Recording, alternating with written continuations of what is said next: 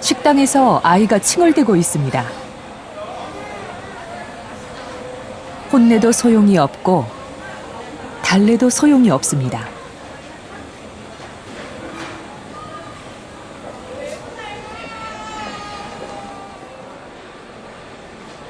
그래도 엄마한테는 마지막 카드가 남아 있습니다. 아이는 얌전해졌고 엄마는 한숨을 돌렸습니다. 아이들은 눈도 거의 깜빡이질 않습니다. 저러다 스마트폰 속으로 빨려 들어갈 것만 같습니다. 아이답지 않게 놀라운 집중력을 발휘하는 것 같습니다. 근데 사실은 이게 집중력이 아니에요. 오히려 스마트폰에 오래 그렇게 할수록 집중력은 저하가 됩니다. 손가락으로 휙휙 화면을 넘기는 아이들. 하지만 1초 이상 진득하게 보고 있는 게 없습니다. 다른 새로운 자극을 계속 찾아가는 것이지 하나의 자극을 계속해서 보는 게 아니죠. 스마트폰은 아이들에게 짧고 강한 자극들을 끝도 없이 토해놓습니다. 유지 기간이 짧기 때문에 그걸 대체할 수 있는 새로운 강한 자극을 계속해서 제공을 하는 것이고요. 아이들 손에 스마트폰을 쥐어주고 어른들끼리만 얘기하는 모습이 언제부턴가 당연한 풍경이 돼버렸습니다. 이렇게 시작하는 것이 중독의 기원이거든요. 엄마가 너의 심심함을 달래줄 것이 게임이다 라고 가르쳐주면 아이들은 심심할 때 나를 달래주는 존재로서의 게임을 찾게 돼요. 좀 더 큰 아이들에게도 스마트폰은 신세계입니다. 스마트폰으로 바꿔 나서 신세계였죠, 진짜. 공부하는 시간 외에는 거의 다 보고 있는 것 같아요. 자기 전 직전까지. I've been looking forward to for 2.5 years. Every once in a while, a revolutionary product comes along that changes everything. It's a revolutionary mobile phone. 스마트폰이 세상에 나온 지 10여 년. Google Maps on iPhone. 똑똑한 스마트폰은 아이들도 똑똑하게 만들어줬을까요? 해는 벌써 중천에 떴습니다. 중학교 1학년 영진이는 오전 11시가 넘어야 일어납니다. 손은 거의 자동으로 스마트폰을 향합니다. 그냥 하루에 한 번씩 아침에 일어나서 좀 머리 푸는 거라 해야 되나? 루모시티 같은 거밖에 안 해요. 그런 좀 머리를 살짝 써야 되는 게임들 그런 거. 아침밥은 거의 안 먹죠. 방학이라 학교는 안 가지만 꼭 출석 체크를 해야 할 곳이 있습니다. 요즘 유행하는 스마트폰 게임. 매일 접속해 출석부 도장을 찍으면 게임 아이템을 공짜로 받을 수 있습니다. 달력 같은 게 있는데 거기서 매일 출석을 하면 보상을 줘요. 게임 아이템 같은 걸. 아이템을 받아서 뭐 캐릭터들을 강화한다거나 좀 더 세게 만든다.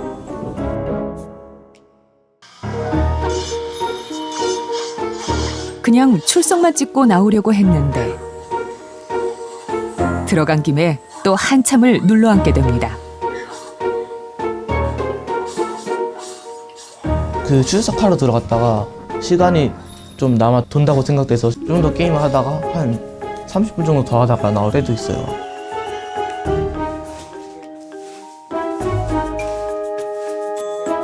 좋아하는 게임 캐릭터를 바탕화면에 깔아놓고 틈날 때마다 들여다봅니다. 게임을 좀 많이 하다 보니까 이거 바탕화면도 멋진 걸로 해놨어. 캐릭터를 어떻게 키워야 되나 그런 생각. 스마트폰에 게임이 몇 개나 깔려 있는지 세어봤습니다. 하나, 둘, 셋, 넷, 다섯, 일곱, 여덟, 아홉, 열, 열하나, 열둘, 열세, 열넷, 열여덟 개 정도 있어요. 다 하지 않고 하루는 다 6개씩 해요. 오랫동안 해가지고 게임에 정 같은 게 들어가지고 지우기가 뭔가 좀 아깝고 그래서.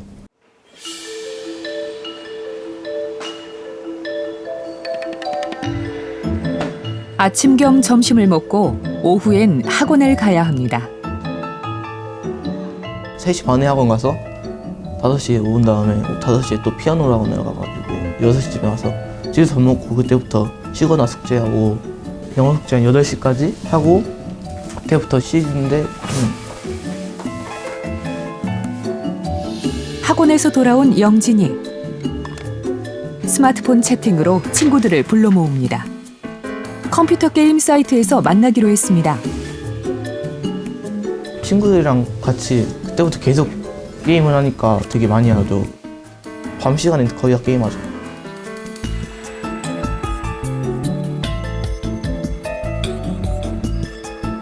밤 12시가 되면 청소년 셧다운제로 컴퓨터 게임이 차단됩니다. 그래도 아직 스마트폰이 남아 있습니다. 컴퓨터 셧다운제가 미성년자는 12시 이후부터 게임을 못하게 돼 있으니까 컴퓨터를 못하고 그냥 핸드폰으로만 혼자서 하죠. 문을 닫아놓고 하면 거의 안 들리니까 소리도 안 들리고 2시까지는 해요. 저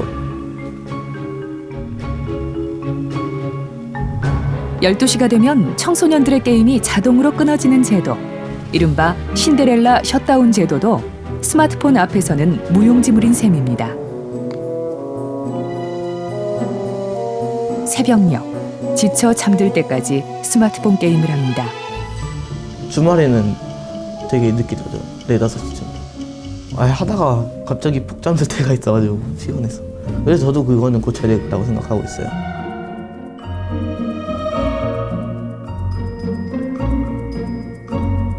자다가 깨보면 또 낮 11시, 12시입니다. 중독의 특성 중에 하나가 뭐냐면 내성이라는 거예요.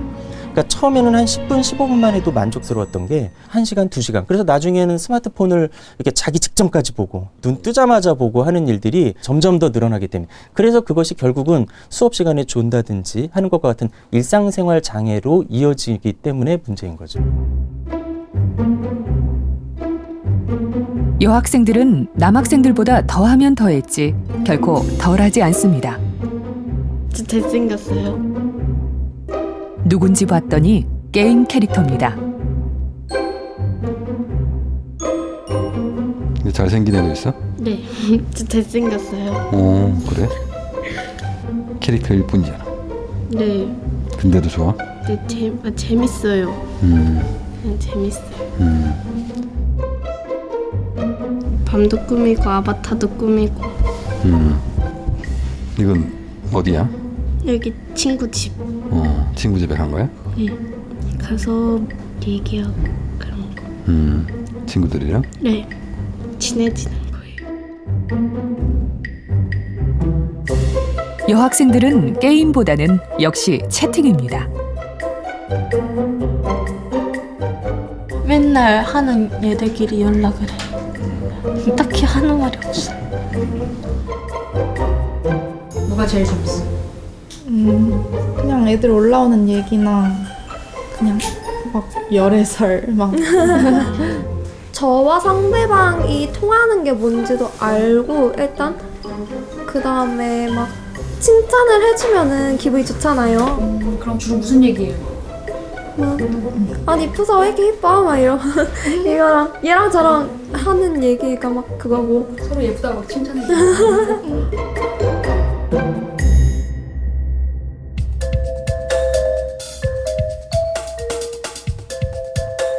시간은 자정을 훌쩍 넘어갑니다. 내가 너무 많이 하는 것 같아 이런 생각 들 때가 있어? 네. 그냥 자기 전에도 휴대폰 하고 계속 휴대폰 하니까 엄마한테 많이 혼나요. 새벽 1시 반. 정은이네 반 친구들의 단체 카톡방은 여전히 북적거립니다. 한 반 30명 중에서 적어도 12명이 안 자고 있습니다.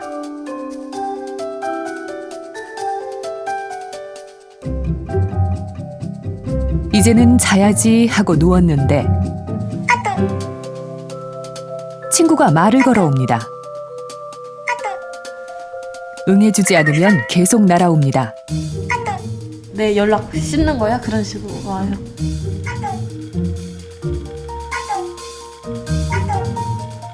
읽고도 응답을 안 해주면 친구에게 차단당할 각오를 해야 합니다. 읽고 답을 안 했을 때 서운해갖고 차단해요. 미안하다고 달래주어야 겨우 관계가 회복됩니다. 얘가 절 차단하고 저는 얘한테 미안하다 하면 다시 연락하고 계속. 새벽 2시 반쯤 1시간 새 카톡방에서 나간 아이는 2명뿐입니다. 30명 중 적어도 10명이 안 자고 있습니다. 늦게 자거든. 엄마 몰래 2시쯤에 자고 시간은 가는지를 모르겠어. 그냥 얘들하고 연락하다 보면 그렇게 돼. 새벽 2시까지 무슨 할 말이 그렇게 많아? 얘들이 다 늦게 자가지고 그냥 있다 보면 늦게 돼. 새벽 4시까지 잠들지 못한 아이가 3명. 스마트폰이 아이들의 밤낮을 바꿔놓은 겁니다. 아침에는 늦게 일어나요. 방학이니까. 그러면 엄마가 뭐라고 안 하셔? 엄마도 같이 자요. 그래서 청소년은 그렇게 보시면 돼요. 다른 뇌 영역은 다 발달했는데 전두엽만 발달이 잘 안 돼 있는 이런 상태. 예. 그러니까 전두엽 발달이 안 돼 있으니까 뭔가 본인의 욕망과 욕구 뭐 이런 것들을 조절하고 뭔가 이제 통제하고 절제하고 이런 능력이 완벽하지 못해요. 그래서 어리다라는 것 자체가 사실은 중독의 위험 인자거든요. 이거는 실험적으로도 다 밝혀져 있어요.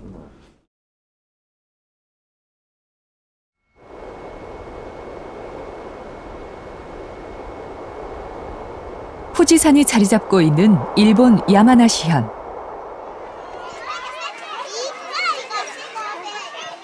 한 초등학교를 찾아갔습니다. 6학년 교실. スマートフォンを持っている人は手を挙げてください。自分のですよね。待って、どっちも持ってる。自分のですよね。そう、自分のね、携帯。はい、1、2、3、4、5、6、7、8、9、10。はい、手を下ろしてください。携帯を持っている人は手を挙げてください。ガラケー。3、4、5、6、7。手を下ろしてください。 6학년만 돼도 대부분 휴대전화 하나씩은 가지고 있습니다. 今学校にスマートフォン、携帯と持ってきている人手を挙げてください。はい、いませんね。いません。 웅성거리는 아이들. 말도 안 된다는 반응들입니다. スマートフォンを持ってきちゃダメですか？ダメです。なんで持ってきちゃダメなのか聞いていいですか？関係ないから。いらない。 휴대전화를 학교에 가지고 오는 건 금지돼 있습니다. スマートフォンを持っていても学校には持ってこさせないようにしています。学習の妨げにもなる。そういうことから日本では持ってくることはありません。 휴대전화 문제를 학교 자율에 맡기는 우리나라와는 달리 일본 교육당국은 2009년부터 일선 학교에 지침을 내려보냈습니다. 교육 활동에 직접적으로 필요하지 않은 물건이기 때문에 초등학교와 중학교는 반입이 원칙적으로 금지돼 있습니다. 고등학교 역시 아예 반입 금지이거나 교내 사용 금지입니다. テレビゲームをしている時間が長かったりスマートフォンをしている時間が長かったりすると学習時間が短くなるということで学力は下がる。それで、それを防ぐために、ゲームの時間、スマホの時間は決めた時間で家庭で話し合って決めた時間でするようにしてくださいっていうことを親に保護者に協力を求めています。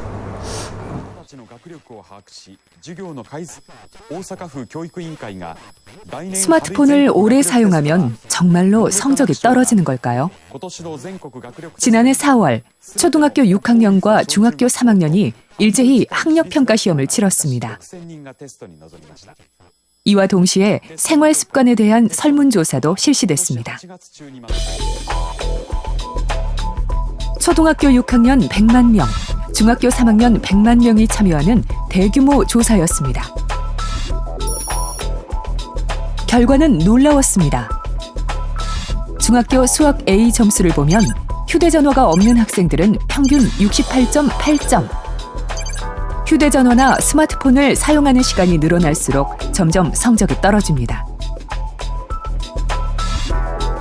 하루 4시간 이상인 학생들은 52.8점으로 떨어졌습니다.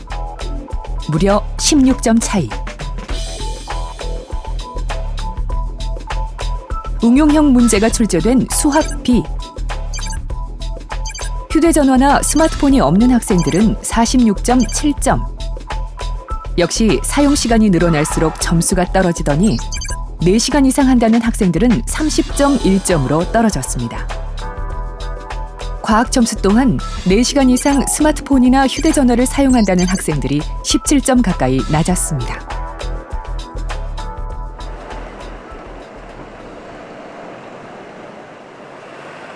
조사를 주관한 일본 문부과학성의 설명을 들어보았습니다.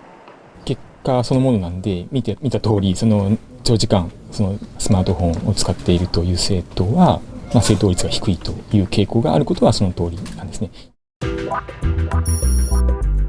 게임의 경우도 비슷한 차이가 있습니다. 컴퓨터와 스마트폰 등을 이용한 게임을 전혀 하지 않는 학생들은 수학 A 점수가 69.5점. 게임 시간이 늘어날수록 점점 떨어지더니 4시간 이상 게임을 하는 학생들은 53.4점으로 16점 정도 차이가 났습니다.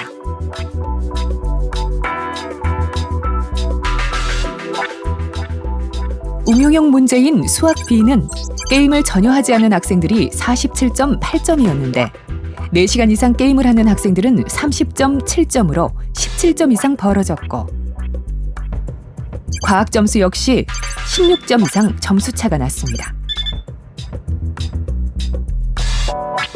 相関係数っていうのを統計的な分析をしたときに関係が強いのが今申し上げたものですけど、中学生に限定して言うと、ゲームは、国語の A で、スマートフォンは数学の A との関係が一番強いというふうな結果にはなって、結果的には無学習時間が減りますので、そういうことになっているのではないかなというふうには考えています。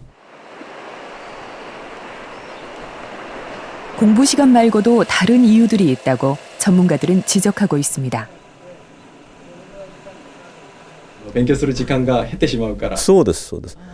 それからですね、もう一つはですね、勉強していても集中できない。勉強している時間は一応は5時間なら5時間やってるかもしれないけれども、集中してやってる時間って1時間かもしれないし、そういうことですね。その疲れもあるかもしれないと。疲れてしまって勉強なんかはとてもできないと。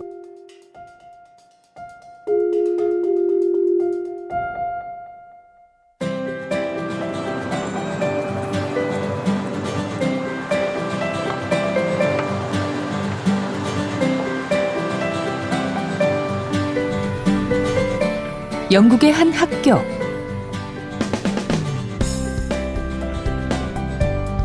안으로 들어서자 기록적인 성적 향상이란 문구가 방문객을 맞이합니다. 영국 교육부에서 주관하는 중등교육 수료시험 GCSE 점수입니다.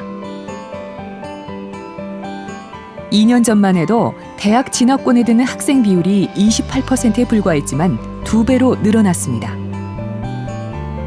그 사이 무슨 일이 있었던 걸까? And obviously the year before we were the previous school without the phone policy. So the phone policy has clearly made quite a big difference on the grades of everyone. I also agree with my fellow student because as you're not on your phone more, people used to do texting and play games on their phone. But as it's banned, they're just more engaged in the lesson. so they get more notes done and they can get better grades. 2년 전만 해도 수업 시간에 스마트폰을 사용하는 학생들이 종종 있었습니다.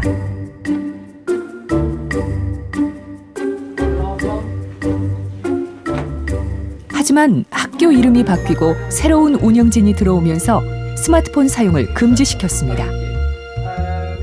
Well, we opened as a new academy 2 years ago, 2.5 years ago, and because the predecessor school was such a failing school, and in so many ways, we started with completely different culture, ethos, rules, expectations, standards, etc. And that, you know, the not allowing phones, as I say, was just one small part of a strict and clear discipline. The impact that fiscal policy can have. 처음엔 반발이 만만찮았지만 흔들림 없이 밀고 나갔습니다. We confiscated phones because we say if you bring a phone and we see it, we will confiscate it. And yeah, we had quite a lot of resistance. I had parents sitting here in my office with me demanding that they get the phone back, threatening to go to the police, threatening to take me to court. But we just stood firm. Everyone just do it now? Okay. 휴대전화 금지로 성적이 오른 학교는 이 학교뿐만이 아닙니다. 런던 정경대학 연구팀이 91개 학교 13만여 명의 GCSE, 즉 중등교육 수료시험 점수를 조사해봤습니다. 그랬더니 교내 휴대전화 금지를 실시한 학교들은 금지 이전에 비해 평균 6.4%의 점수가 상승한 것으로 나타났습니다. So we found that after the bans were introduced, test scores on average increased, and this was by 6% of a standard deviation, which is equivalent to increasing the school year by 1 week. 흥미로운 대목이 있습니다. 성적이 상위권인 학생들은 휴대전화를 금지하든 않든 점수 변화가 없었습니다. 반면 하위권 학생들은 휴대전화 금지 이후 무려 14%의 점수 상승이 있었던 것으로 밝혀졌습니다. So if we look at the highest performing students, they didn't see any improvement in their test scores. And the entirety of the gains were driven by these low achieving students, and they were gaining twice as amount that we found on average. So we can maybe infer that the students that previously were doing badly in these tests have poor self-control and they find mobile phones more easily distractible, whereas maybe the high-achieving kids can be more self-disciplined and be more focused in the classroom.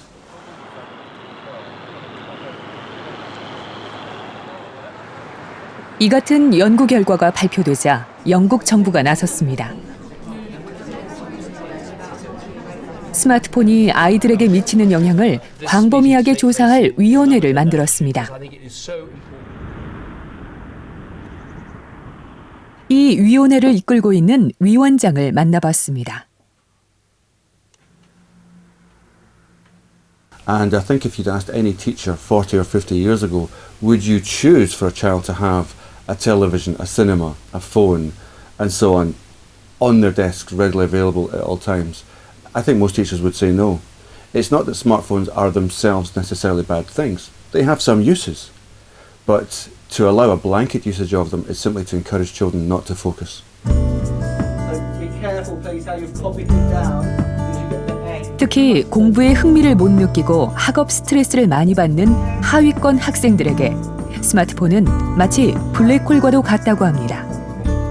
I think stressed people, let alone children, but people of all ages would probably be more addicted to smartphones because they offer a quick fix. They offer a very quick way for their stress to be relieved. One of the best ways you can relieve stress is, of course, to be distracted.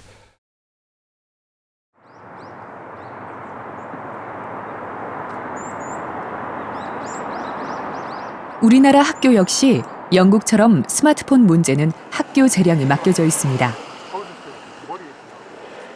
이른 아침 등굣길. 손에는 스마트폰이 하나씩 들려 있습니다.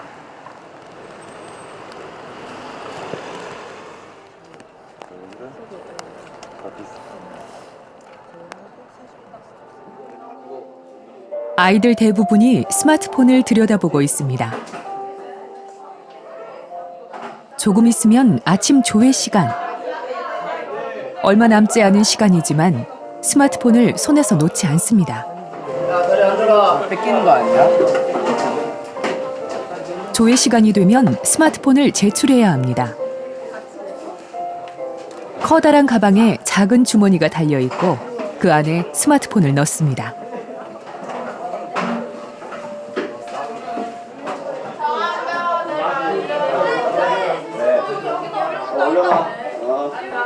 스마트폰 수십 개를 넣고 나면 가방은 제법 묵직해집니다. 어디로 가는 걸까요?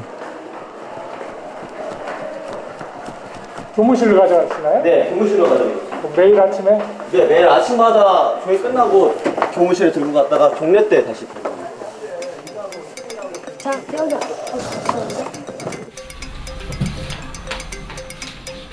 이 학교 2, 3학년의 스마트폰 사용 시간을 조사해봤습니다. 그러고 나서 기말고사 성적과 비교해봤습니다. 하루 한두 시간 스마트폰을 사용하는 학생들은 수학 점수가 4시간 이상 사용하는 학생들에 비해 평균 13점 정도 높았습니다.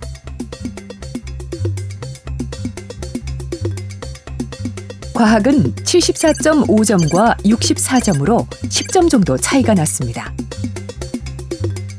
일본은 중학교 3학년 100만 명을 전수조사하였고 우리는 한 학교를 전수조사한 결과입니다.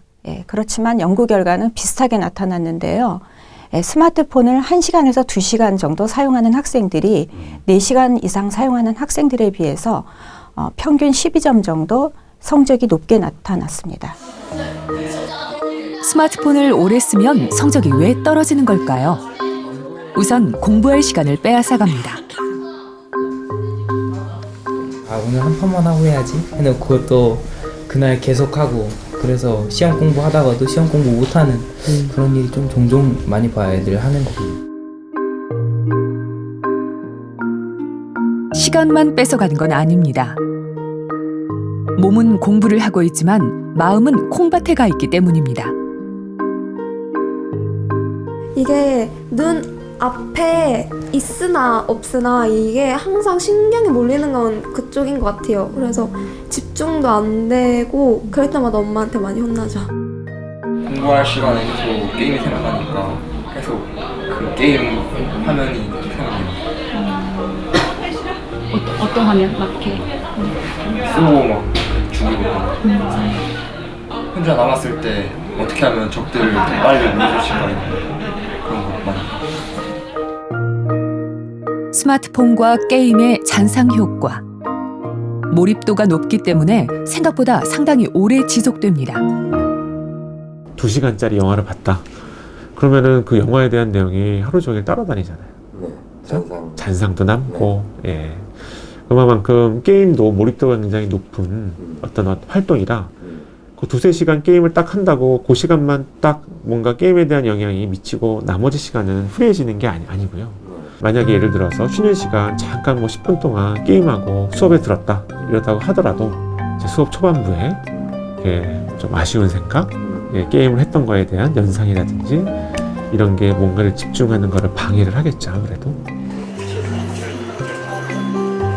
아이들은 쉬기 위해서 게임을 한다고 합니다. 중3이다 보니까 이제 고등학교 생각도 해야 되고 학업 때문에 스트레스가 많이 있어요. 그래서 서든어택으로 스트레스를 푸는 거예요.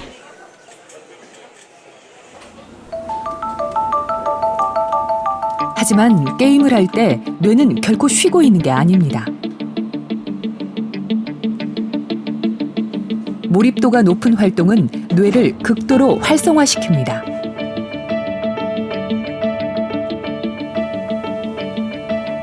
뇌는 쉬는 게 아니라 혹사당하고 있는 거라고 전문가들은 말합니다. 쉬는 시간에 게임을 한다는 거지 게임을 하는 것은 쉬는 활동은 절대로 아니에요. 게임의 대부분이 전투고 그 전투 과정에서 주의력, 집중력, 기억력 이 세 가지에 있어서 상당한 고갈이 오죠. 그래서 아이들이 게임을 많이 하고 난 다음에 일정한 시간 피곤하고 무기력 상태에 빠지는 것은 사실 이런 에너지를 많이 썼기 때문에 일어나는 결과거든요. 快点，今天要注意了。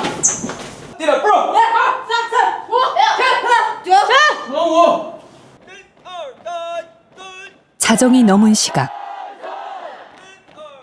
단잠을 자고 있던 아이들이 군복 차림으로 연병장에 집합했습니다. 인터넷 중독 청소년들을 위한 재활 캠프.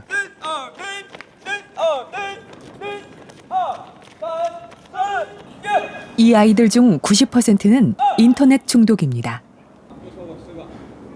가끔씩 오늘 밤처럼 불시에 야간 집합이 걸립니다.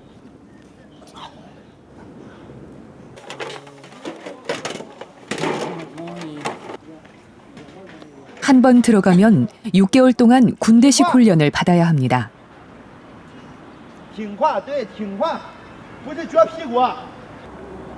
생활도 군대식, 규칙도 군대식입니다. 규칙을 어기면 벌을 받습니다. 교관들은 퇴역 군인들입니다. 你首先让他到这里来安静上一段时间，没有手机，没有钱，大家吃住都一样的，不能与外界联系。他很快慢慢的，他会静下心来，他会考虑，我为什么要到这里来？我到这里来是做什么的？我应该怎么做？然后看看周围的人，然后再想想他自己。他静下心来之后，好多东西相对来说是比较容易去做的。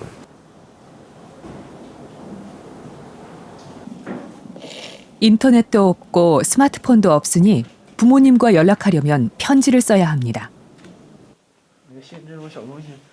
어머니가 보내온 답장. 혹시라도 잃어버릴세라 침대 밑에 고이 간직해뒀습니다. 朋友你好，坚信如谋面，深深欣慰。分别11天，我每时每刻都在牵挂。这封信我连看了几遍，内心很是温暖。每天都去你的房间，还做了2、3次你回家的梦，非常怀念家里边，家里的场景，然后还有我妹妹，我哥哥游泳，因为如果我在这待上好几个月的话，我就会很珍惜。 外边那些自由的感觉，就基本上就不会再碰那些网络游戏了。 조그만 창문으로 몰래 내다보는 사람들. 아이들의 부모들입니다. 독하게 마음먹고 자식들을 보내놓긴 했지만 부모 마음이 편할 리가 없습니다. 我们做家长的来说，我们也希望孩子们他将来能够就像军队上的军人一样，有这一种冲劲儿，而且呢，就是每天浑身上下全都是正能量的出现。这就是我们为什么对这个部队、对这个军事化管理这种情节所在，在于这里。 군대식 재활 캠프는 아이들에게 효과가 있을까요? 몇 년 전 재활 캠프 생활을 경험했다는 학생을 만났습니다. PC방에서 게임을 하고 있었습니다. 其实当时在进到那边之后，包括我在内所有人，我们只想一件事情，我们不想什么玩什么，我们只想一件事情，快点从这个跟监狱一样的地方出去。我们只想快点出去，让我做任何事都可以，只要可以让我出去。 인터넷 중독자만 수천만 명이라는 중국. 이런 청소년 재활 캠프가 10군데 이상입니다. 교관들의 가혹행위로 목숨을 잃는 아이들도 있습니다. 게임에 빠진 내 아이의 문제를 누군가가 대신 해결해 주길 바라는 부모들이 적지 않은 겁니다. There's a Chinese saying is from the ancient text. It says whenever you see a problem, if you want to solve the problem, the first thing you need to do is look in the mirror. And that's what parents need to do. When you see a child has a problem, instead of accusing them of things, instead of being overly aggressive with it, look yourself in the mirror and says, well, he has a problem. What can I do to correct myself so that his problem will become better.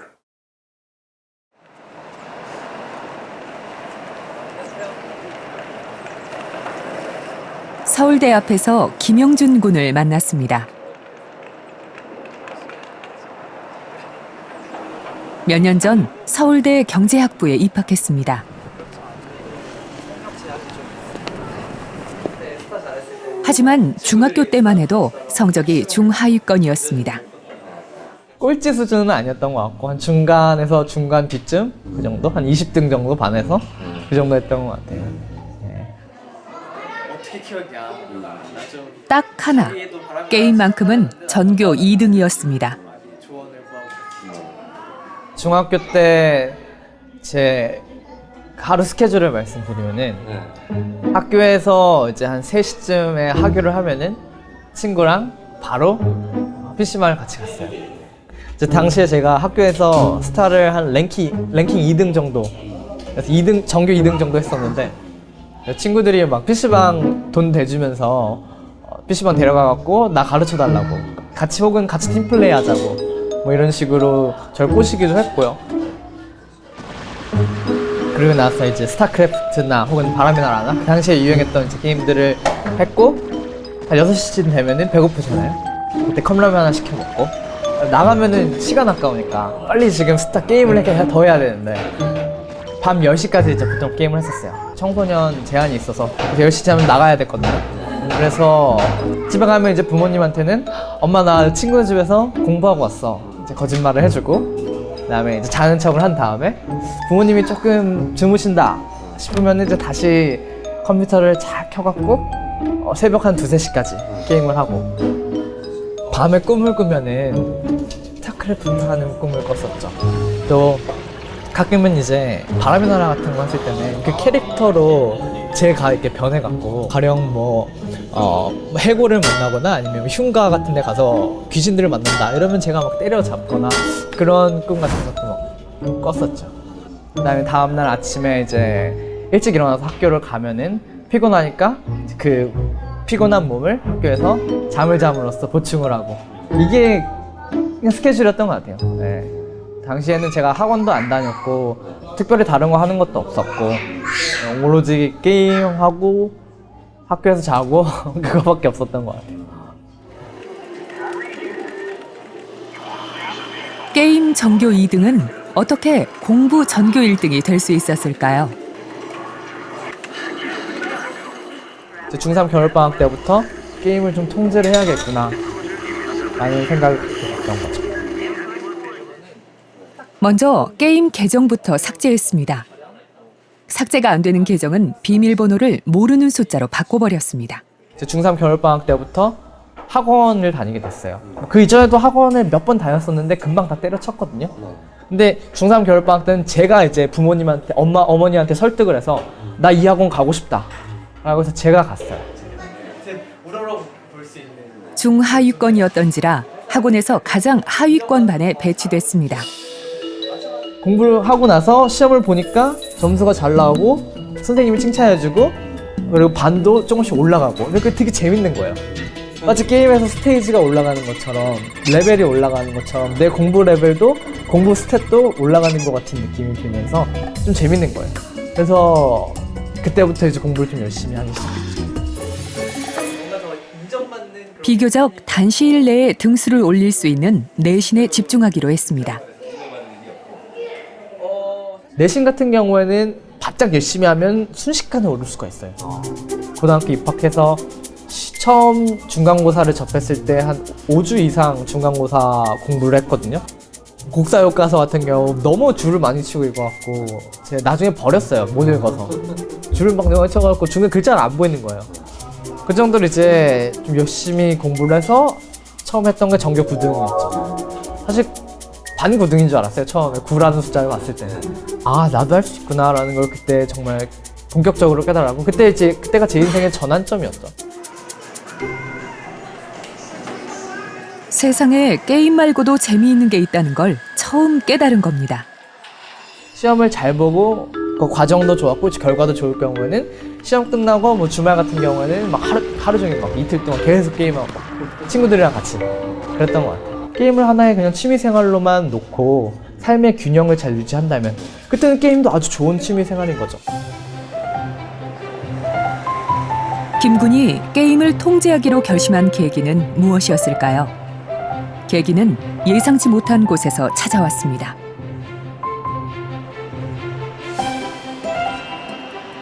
중학교 3학년이 되면서 집안에 안 좋은 일들이 되게 많이 생겨났었어요. 이제 아버지께서 아예 일을 안 하시게 됐고 경제적으로 점점 더 어려워지면서 집도 내놓게 되고 외할아버지 외할머니네로 가서 단칸방에 얹혀 살게 됐죠. 아버지께서 아예 일을 안 하시다 보니까 당연히 어머니와 불화가 생기게 되고 저 같은 경우에는 굉장히 충격을 받았던 것 같아요. 그래서 내가 지금처럼 이제 게임만 하다 보면은 나중에 지금 우리 아버지가 되게 힘들게 사는 것처럼 나도 저렇게 평생 살아야겠구나라는 그런 위기감, 위기의식을 갖게 됐고 그러니까 아내와 자식한테 사랑을 받고 좋은 가정을 꾸려서 인정받는 그런 가장이 되고 싶다라는 그런 생각이 들었고 내가 그래서 이제 게임을 좀 통제를 해야겠구나 라는 생각을 갖게 됐던 거죠. 어쩌면 자신은 운이 좋았던 것인지도 모른다고 김군은 말합니다. 제가 중학교 때는 공부를 왜 해야 되는지 사실 몰랐어요. 사실 물론 이제 부모님들이나 어른들은 공부 안 하면 인생 힘들다 이런 얘기를 많이 하지만 중학생 입장에서 뭘 알겠어요. 그냥 지금 내 눈앞에서 공부는 굉장히 재미없는 것, 게임은 굉장히 재밌고 중학생들 같은 경우에는 미래에 나한테 줄 그 효용이나 즐거움 이런 거에 대해서 생각하기가 힘들어요. 사실 모든 중학생이 그래요. 저희가 어렸을 때도 다 그랬었어요. 그러니까 물론 예외의 경우도 있겠지만 미래 내가 지금 이런 걸 하면 미래에 즐겁겠다. 따라서 난 지금 이걸 해야 된다. 이렇게 생각하기가 쉽지 않아요. 뇌과학적으로 봐도 충분히 근거가 있는 말입니다. 중학생이면 몸은 어른만큼이나 커집니다. 즐거움과 슬픔, 공포를 느끼는 변연계도 이미 어른들만큼 발달해 있습니다. 어른들이 느끼는 즐거움을 중학생들도 똑같이 느낀다는 얘기입니다. 기쁨을 느끼고 쾌감을 느끼고 자극적인 걸 추구할 수 있는 변연계는 한 15세 정도가 되면 거의 20세 성인 수준으로 다 이미 발달이 되어 있어요.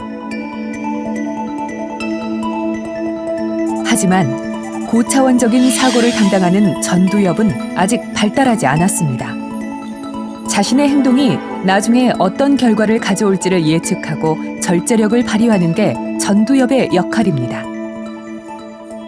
우리 아이들 보면 왜 막 추운데도 청소년애들 보면 막 나가서 그냥 얇게 입고 막 2시간, 3시간 뛰어놀고 막 이러잖아요. 애들은 당장 감기가 걸리든 말든 내가 지금 너무 재밌고 막 미치는 거예요. 어른들이라면 그렇게 하겠어요? 잘 안 하죠. 그죠? 그게 전두엽 때문에. 그렇죠. 전두엽이 발달 아직 안 됐기 때문에. 그죠? 그게 예측이 안 되고 생각이 안 되고. 그렇죠. 당장 지금 딱 꽂히는 거에 그냥 조금 거는 거예요.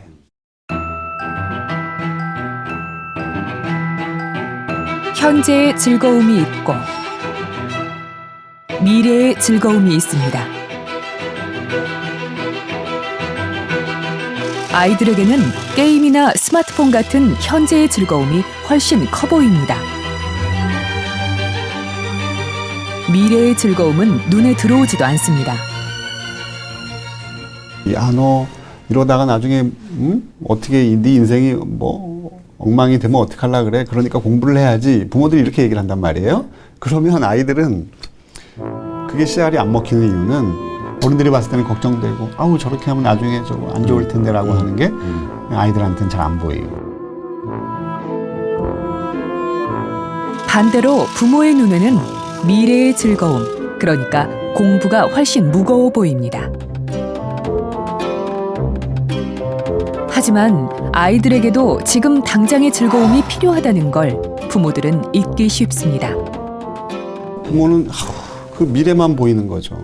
미래만 보이기 때문에 설득을 할 때도 너무 부모의 시각에 맞춰서 설득만 한다는 거예요. 무조건 미래 만족만을 강요로 받아들여지기 때문에 아이들을 더 지금 현재 막 즉각적인 재미로 더 모으는 결과가 될 수가 있다는 거죠. 현재의 즐거움과 미래의 즐거움 사이에 균형을 잡는 게 중요합니다. 부모 자식 간의 대화와 소통이 필요하다고 중독 전문가들은 조언합니다.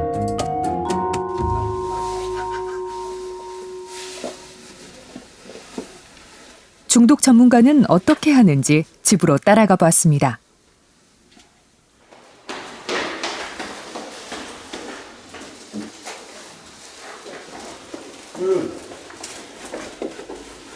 집에서는 중학교 1학년 아들을 둔 아버지입니다. 오늘 배운 내용을 복습하는 아들.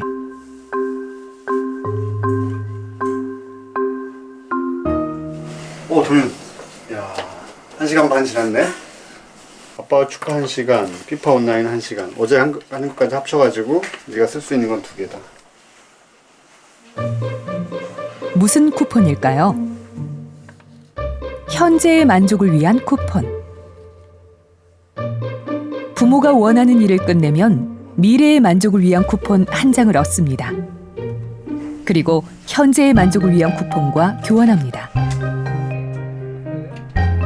현재의 만족을 위한 쿠폰 1장이면 게임 1시간을 할 수 있습니다.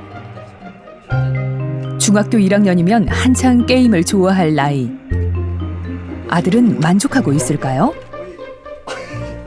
오히려 난 것 같아요. 왜냐하면 쿠폰 만들기 전에는 그냥 뭐 오늘 게임 한다고 했다가 뭐 엄마한테 혼난 적도 있고 그리고 이렇게 의견이 잘 조율이 안 되니까 아예 그걸 계획을 다 짜서 쿠폰이 써진 대로 하면은 서로 뭐 충돌이 없을 것 같아서 그게 나은 것 같아요. 중학교 1학년 아들은 쿠폰에 담긴 의미를 얼마나 이해하고 있을까요? 미래의 만족 뭐 쿠폰 이름이 좀 웃기지 않니? 네 생각은 어때? 웃긴 한데 그 이름 자체는 그냥 자신의 미래를 위해서 그냥 투자를 하는 거니까 그냥 이름은 별로 상관없다고. 이런 식으로 얘기할 줄 나도 몰랐는데. 말 너무 잘하는데? 그래. 다 알아들었구만. 남은 쿠폰 1장은 아빠랑 축구하는 데 썼습니다. 무회전. 세계적인 축구 스타들이 보여주는 무회전 킥을 연습합니다. 세상에 게임 말고도 즐거움이 얼마든지 있다는 걸 스스로 느껴봤으면 하는 게 부모의 심정입니다. 저도 뭐 게임 좋아하고 게임은 본능이에요, 본능. 재미를 추구하는 애들은 얼마나 재밌어요. 하지만 안 했으면 하는 마음은 사실 있죠. 근데 이제 이렇게 애들이 자라면서 보니까 뭐 거의 안 하기가 어렵더라고요. 그래서 이왕 할 거면 뭐 관심 가지고 뭐 하는지 뭐 같이 하기도 하고 뭐 시간을 스스로 정할 수 있게 좀 도와줘야 되겠다. 뭐 이런 정도 생각하고 있어요.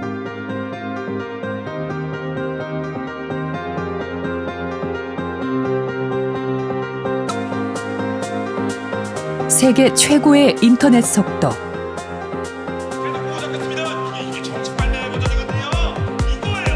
세계적인 게임 강국. 세계적인 스마트폰 생산국.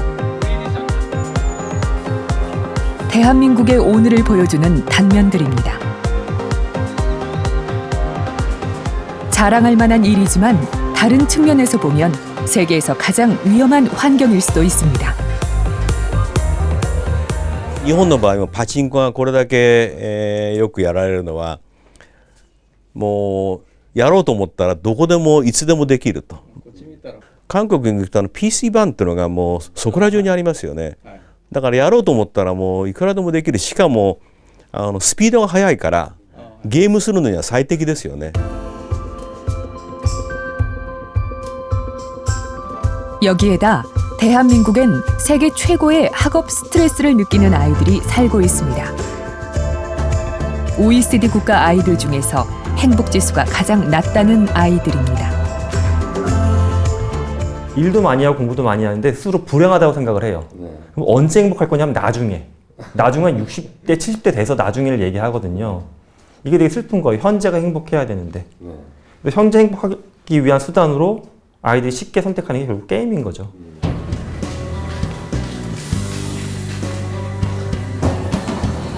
최근엔 1급 광고 모델들을 기용한 게임 광고들이 아이들의 생활 곳곳으로 파고들고 있습니다.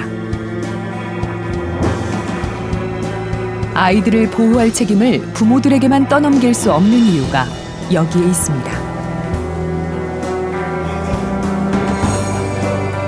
子供たちにとってみて憧れの人がやっぱり使ってるとぜひいいよっていうふうにやったりするとですね、それはやっぱりそちらの方に影響を受けますよね。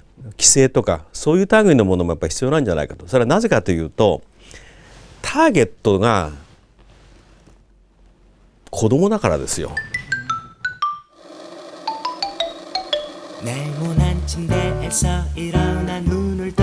중독에 빠진 뒤에 치료에 나서기보다는 선진국들처럼 예방적으로 더 많은 노력을 기울여야 합니다.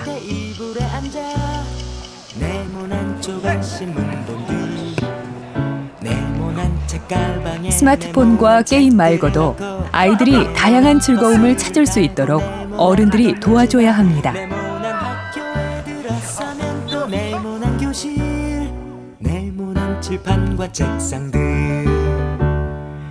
우리 아이들의 앞날에 수도 없이 많은 즐거움들이 기다리고 있기 때문입니다.